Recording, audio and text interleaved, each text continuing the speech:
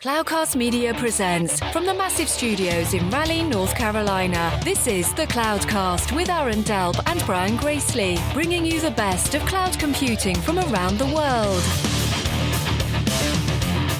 Good morning, good evening, wherever you are, and welcome back to the Cloudcast. We are coming to you live from the massive Cloudcast studios here in Raleigh, North Carolina. Hope everybody is doing well. We are another Sunday Perspective show into November 2023. Amazing. We are into the last 2 months of the year. You know, we are whatever that is, 5/6 of the year done. What is it, 83% or so? How's my math? I think that's pretty good. I want to talk today a little bit about, we made an announcement. Well, not an announcement. We made just kind of a statement last week on the Sunday Perspective. Aaron and I did. And by the way, Aaron did finish his marathon. If you're keeping up with that, he did survive. Good for him. Excellent. I think it's the second one he's done. But we sort of made some statements last week about where we wanted to make some changes to the show. And one of the things that we asked for was feedback from all of you, because we knew that, you know, anytime you make changes, there's always a certain amount of, you know, you think you've sort of done your homework, you think you've done the right thing, but you're never totally sure. And so we asked you all for feedback. We're continuing to get feedback, and we really appreciate it. Maybe the most feedback we've ever gotten for a single show or for any specific topic, and we really appreciate it all.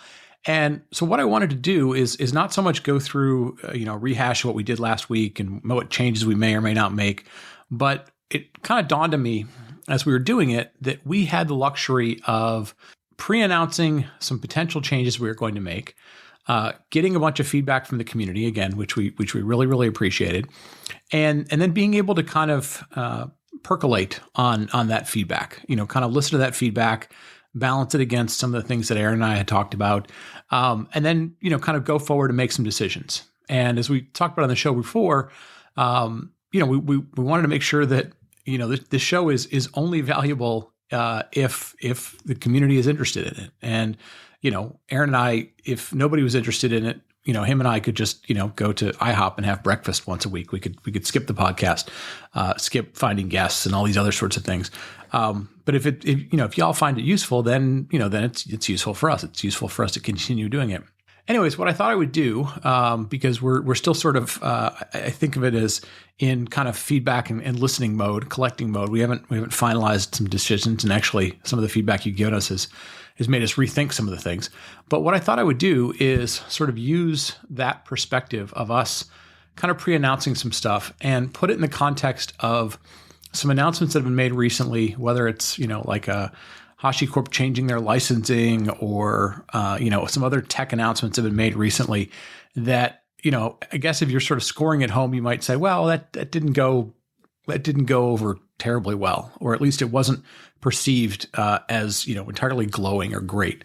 And I thought what I would do is kind of walk through the challenges of making announcements and, some of the what ifs, because people always ask, well, why don't you, get it out there and get some feedback and all this sort of stuff.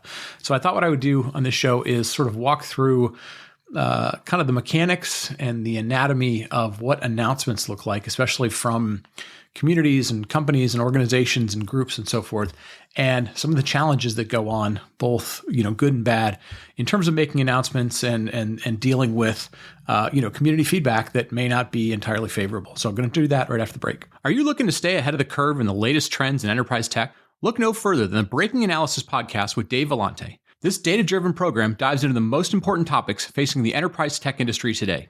With a data-first approach that leverages ETR's renowned surveys of IT decision-makers and insight from the CUBE community, Breaking Analysis delivers in-depth research on the most important topics facing technologists and IT buyers. Whether you're a business leader, an IT professional, investor, or just an avid follower of the industry, this podcast is a must-listen. Just search Breaking Analysis Podcast wherever you get your podcast and tune in today to stay ahead of the game in enterprise tech. This episode is supported by Code Comments, an original podcast from Red Hat. You know when you're working on a project and you leave behind a small note in the code, a code comment, to help others learn what isn't clear in the code? This podcast features technologists who've been through the tough tech transitions and share how their teams survived the journey.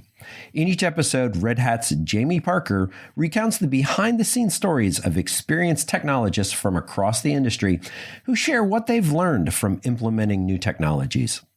Episodes are available anywhere you listen to podcasts and at redhat.com/code comments podcast. Search for Code Comments in your favorite podcast player, and we'll also include a link in the show notes. Our thanks to Code Comments for their support. And we're back. And as I mentioned at the top of the show, I want to dive into kind of the mechanics of when an announcement gets made. And I'm not going to dive into like a specific announcement, but I'll kind of walk through, from my experience, what an announcement looks like. And so, this could be an announcement from, a community organization like the CNCF. This could be an announcement from a vendor, an Oracle or a Cisco or an AWS or somebody like that.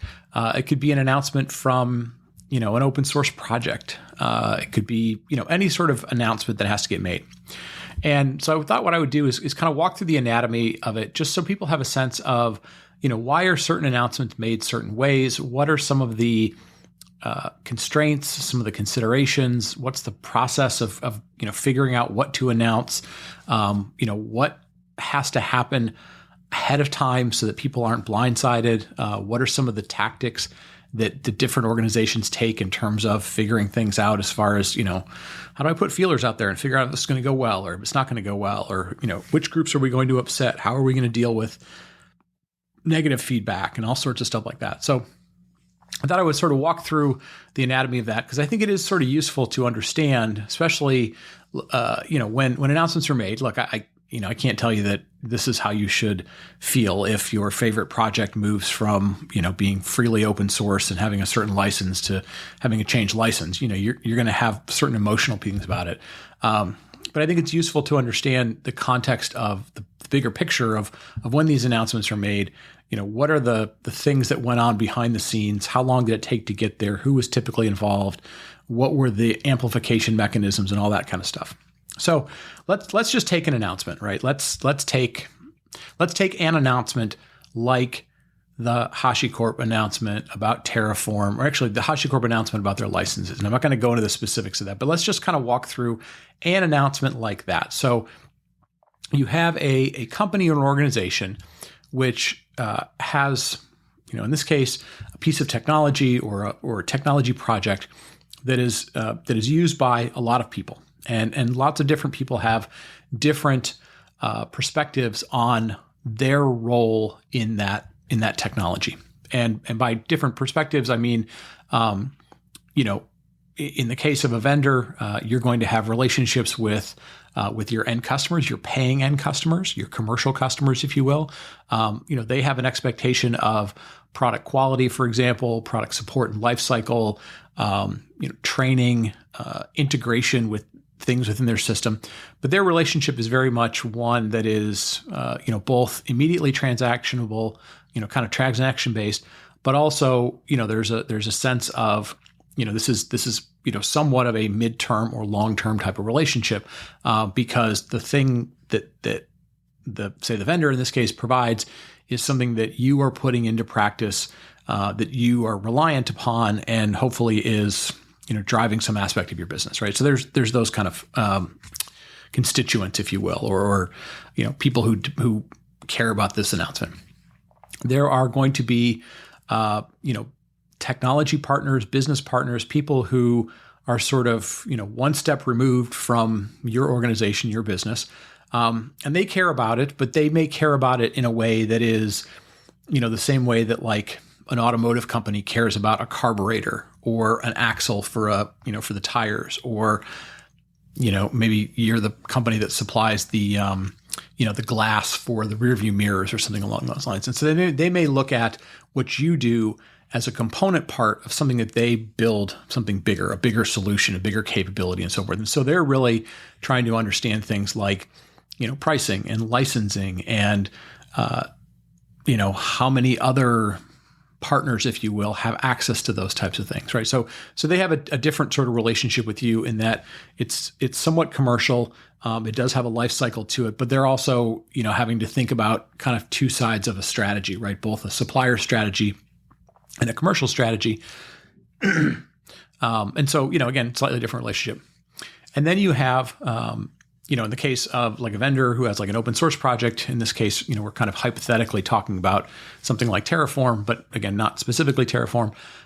You have communities, right? You have, an open source community of people, some of which who say directly work on the project, others who may have forked the project, others who, maybe end users of the project, but aren't commercial, have a commercial relationship to you. So lots of different people who care about this. And then there are going to be sort of ancillary groups that might care about this. So for example, if you are an analyst firm, right? So you are a Gartner or a Forrester or, theCUBE or, anybody along those lines who's like, look, my job is to care about the technology, understand its place in the bigger marketplace. I'm going to report on it. I'm going to analyze it. I'm going to put it in a competitive context and all sorts of things like that. People who are in sort of the information business around it. That could also mean people like, the Register and Information Week or, whatever it might be. People that are like, my job is to try and inform the market, be information around some piece of technology. And then obviously, you have your sort of internal customers, right? So if you are a company that is selling technology, for example, or if you were, you're selling anything, you want to be able to train your sales force. You want to be able to update any sort of marketing collateral you have, your websites, your printed materials. You want to be able to make sure your training organization has the latest and greatest information so that you can update a certification, whatever that might be. You want to be able to update your support organization so that if you're introducing some new capability or concept, they're able to support it. You're updating the documentation group. So, dozens of internal groups that need to know about what's going on if you make some announcement. So if you think about all that, let's say, for, an announcement of any sort of magnitude, you might have no less than 20 sort of stakeholders, 20, 25, 30, maybe hundreds of stakeholders, but stakeholder groups that need to be updated, right? Now, here's the challenge. Depending on, what's being announced, depending on the impact of that announcement, is this, is your company a private company? Hence, you can make any announcements you want. You're not impacting like the public stock of a company, right? You're not being investigated for some sort of market manipulation by something like the SEC or any sort of market, watchdog group. You have to think about, well, how does this impact my partners and so forth? How strategic is this announcement? Is this just, we came out with a new feature. This is, version 2.3.6, and next month we'll have 2.3.7. Okay, maybe not super strategic, but in the case of, this hypothetical product that you're going to change the licensing for, pretty big, right? Pretty big. And so the question then becomes, well, how do you go about figuring out how to gauge the market, gauge all those stakeholder groups that may be affected by some change, and whatever restrictions or restraints or constraints you might have in terms of, who you are as a company, the, legal or liabilities you might have of putting information out there that might be material to your business, right? So all these things kind of have to be thought about. And so, you start walking through this list of, well, who should be involved with the announcement, right? And, for any announcement, every organization is going to have some sort of communication vehicle, right? It could be a press release, it could be a blog post, it could be a video, it could be a webinar, it could be a keynote in an event, it could be an interview with the press and media. You might be going on CNN or CNBC or, have an article in the Wall Street Journal or any of those types of things, right? Depending on how big it is. Now, the question, again, like I said, becomes, well, how do you gauge if this is the right announcement, right? Like, how do you figure that out? And once you've sort of figured that out, like, how much can you let leak out ahead of time before the sort of big main announcement, the thing that everybody reads on Twitter and gets in the news and it's on Reddit and wherever they get it from. So this is where you start to get into some interesting things. So the first thing that groups or organizations typically are going to do is, and again, all this depends on the magnitude of the announcement, but they're typically going to have a group of what they're going to call friendlies, right? Those could be customers, they could be partners, they could be, advisors, it could be their board of directors, but it could be, kind of people they know within the industry, and they're going to start floating the idea around. And they might be doing it, at dinners. They might be doing it, playing golf. They might be doing it, in sort of, kind of back channel ways, because what they're really trying to figure out is, okay, what are these people that I sort of trust? What are these people that know things? What's their reaction to it? But I want to do this in a way such that, you're beginning to just sort of put it out there as like an idea. Well, hey, what about this? What do you think about this? We're thinking about something like this, or, what do you think our prospects would be if we change the dynamics of some aspect of the industry or our product or our competitive situation? So you're typically kind of putting these things out there, putting these feelers out there, and, you're doing it in ways that, you kind of want to get feedback, obviously. You're doing it in ways that you hope are very quiet. And, this is where our industry tends to be sort of like a sieve or Swiss cheese, right? Like this is where you see sort of leaks and things popping out. And this is, kind of the first phase of, okay, I'm trying to gauge if this is right in the marketplace. You're hoping that somehow you've gotten feedback from the marketplace of like, hey, we'd like to see you make these kind of changes, as opposed to you just making the changes. And then you start to get into this sort of the idea of like, leaks, strategic leaks, people you trust, people that that you can't trust, but you sort of use them and manipulate them for various reasons. And I'll kind of get into what that means, because I know that sounds sort of nefarious. And so you're kind of looking for both a set of people that you trust, that won't pass the information along, right? There's a relationship you have with them, that they're going to give you good or bad feedback, but they're also not going to pass the information along. They're not going to sort of leak it out or sort of usurp your announcement plans, right?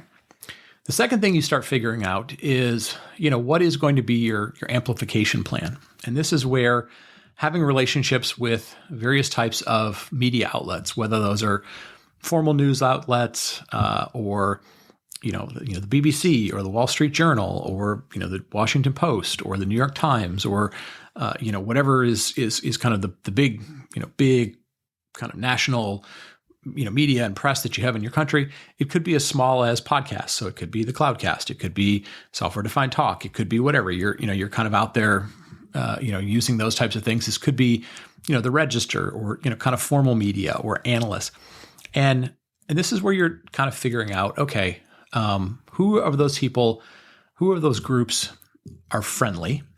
Who could you kind of brief ahead of time, and they're gonna maintain what we call like NDAs, not so much NDAs, but like what's the right word? Basically like, hey, we're going to tell you about some stuff, and you can't put this out in the press until this date, right? So I need you to sort of hold on to it, pre-write your article, give us some feedback. So you're trying to do that, and you do that typically with, again, your sort of friendlies, and these are friendlies that you've established relationships with for a while. You can trust that they're not going to leak it. They're not going to be in the business of saying, well, I know this information. I want to be the first to market. I want to get the most clicks. You've established some friendlies.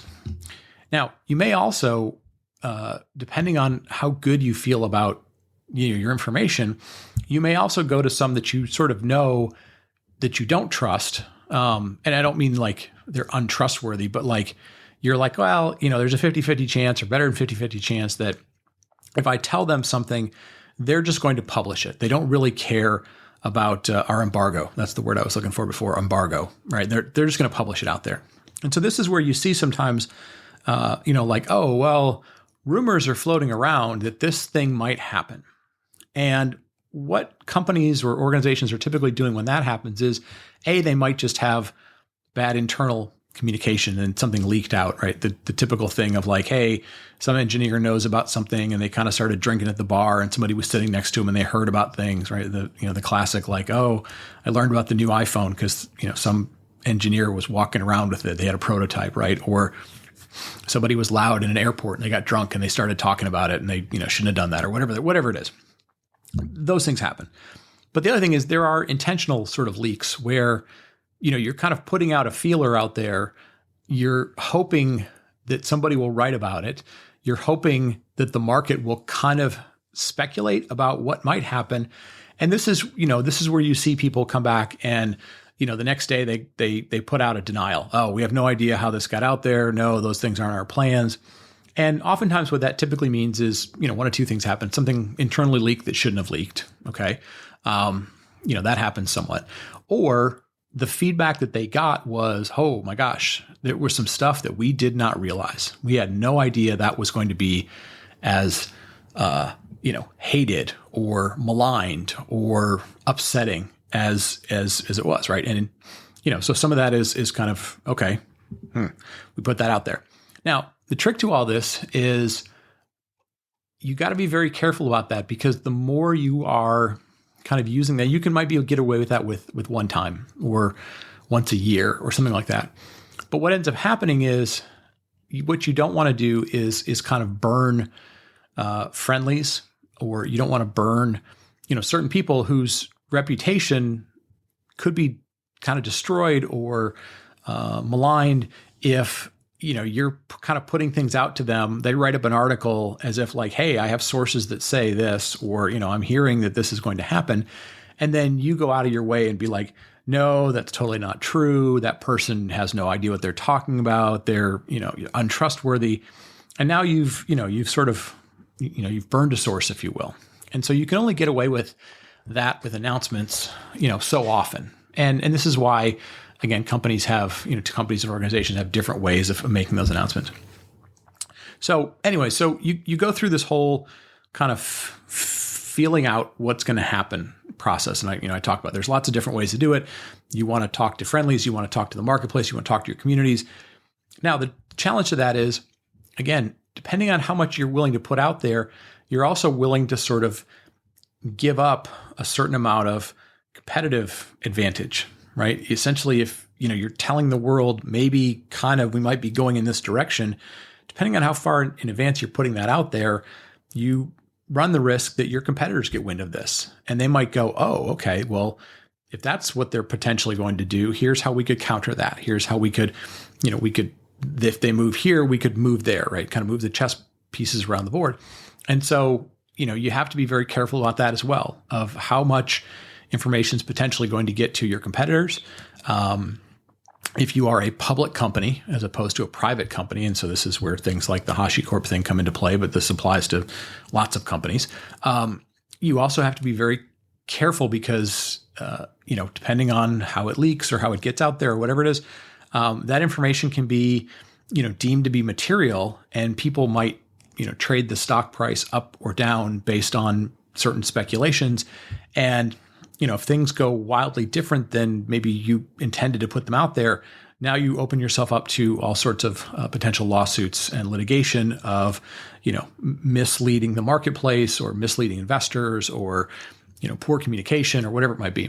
So again, this is where, what a CNCF could do is different than what a private company can do, is different than what a public company can do. Again, so you have to kind of understand all that context about like, how could they just put this out there, without, notifying a lot of these people, in advance and kind of blindsiding a lot of people. Well, part of that is that it's the, hey, if they're public, they have certain restrictions. If they're private or they're nonprofit, they have different ways they can go about doing it. So, all those things sort of go on. You do your best. You involve your stakeholders.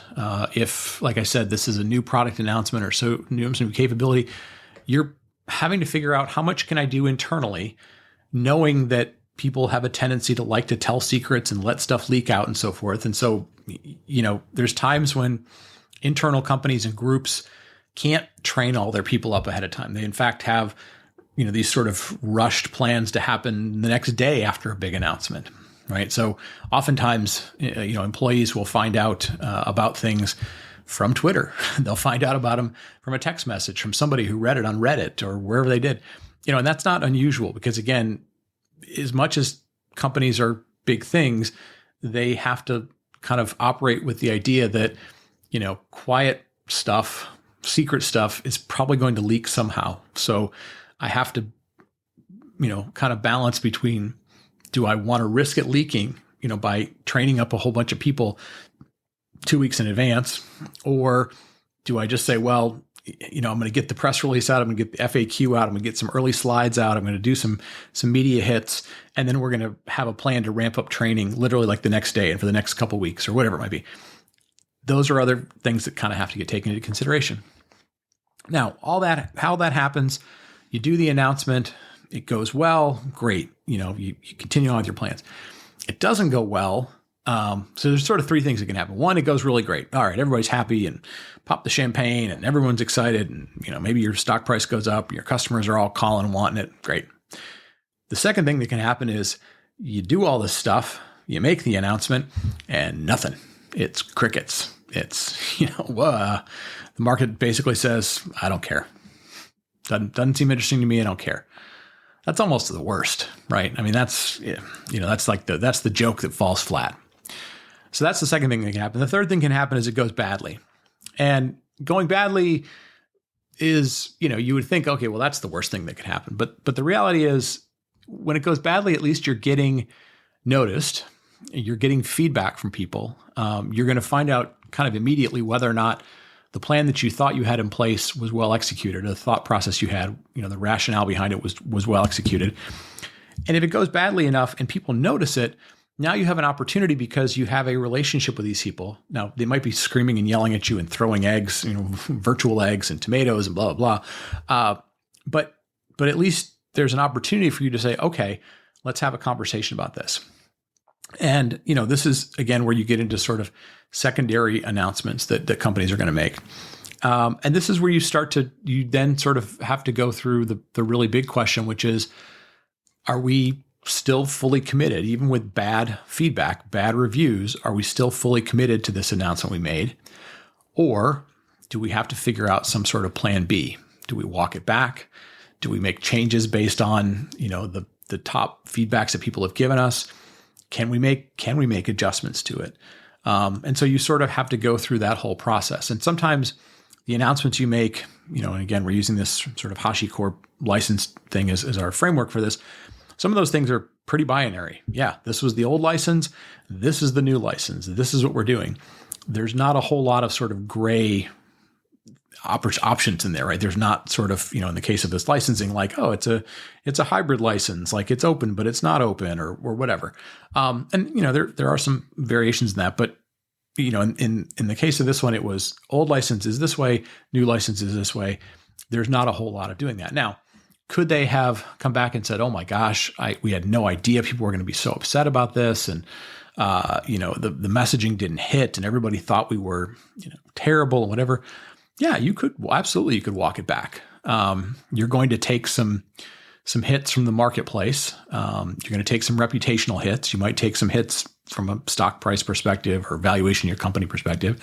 You're probably going to have some very, difficult conversations with your customers, but, that might be the lesser of two evils of, we could lose the entire market, i.e. they could fork one of our most popular projects. And all of a sudden it's like, boy, we had control and now we don't have control. Right. So, there are things that are, planning for plan A, there are execution of plan A, there are, feedback of plan A, and then there are, plan B, plan C, plan D, and you kind of have to see how those go along the way.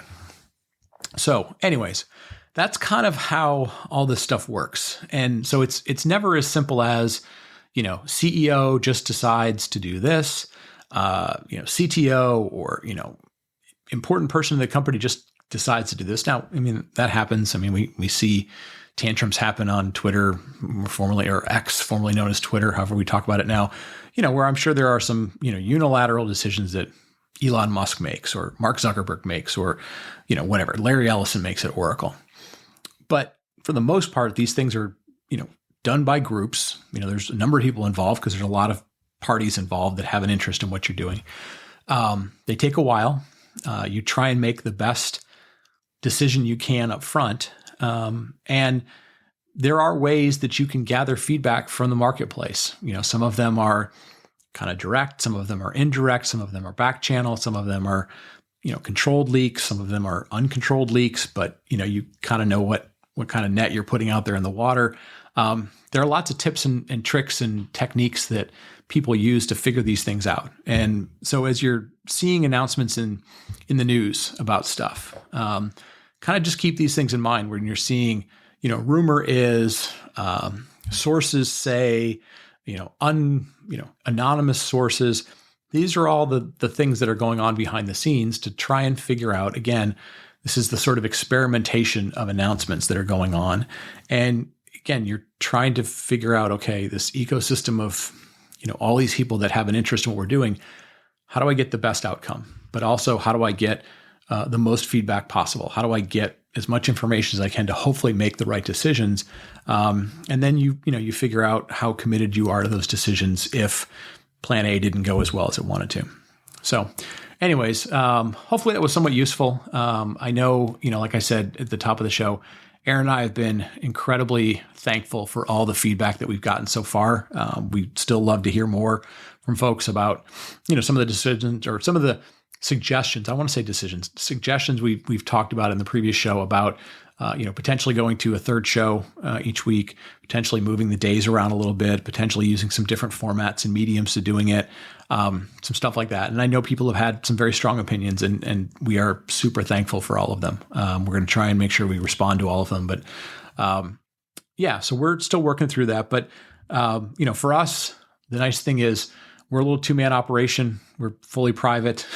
If we screw something up, we can fix it.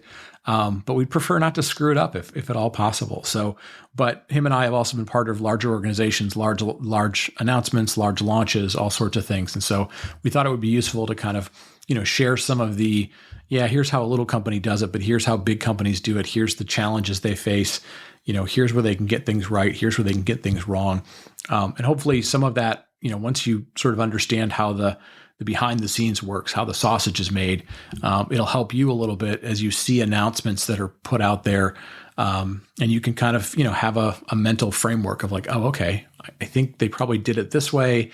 Oh, I see this article written by this group. They're probably a friendly of them. Oh, that writer over there. Okay, well, they're probably not a friendly the way that they kind of wrote this. And so you can kind of get a better scope of what the overall market looks like and who all the different players are, from the people that build the technology, that sell technology, that support it and do communities, to the media and all those sort of things. It's kind of good to understand the role that all these different groups play, because if you don't understand all of it, if you don't understand the bigger ecosystem, you can be very surprised at how complicated it can be to do something that everybody thinks like, oh, wow, that was just, an awesome product and it just went out the door and they had a genius behind it and it just happened. Well, it's not that simple. So anyways, hopefully this was useful. Another Sunday Perspective show. Thank you as always for listening. Thank you as always for telling a friend about the show, helping us grow the show. It's been a great year. We really appreciate everybody's feedback, helping us grow, suggestions on things for topics, and keep it up. I think we're gonna take the feedback. I think based on the early feedback, we're probably not going to make any changes until at least December. So we've got at least another, let's call it 2 or 3 weeks or a month of feedback that we'd love to get from people. And with that, I'll wrap it up and we'll talk to you next week. Thank you for listening to The Cloudcast. Please visit thecloudcast.net to find more shows, show notes, videos, and everything social media.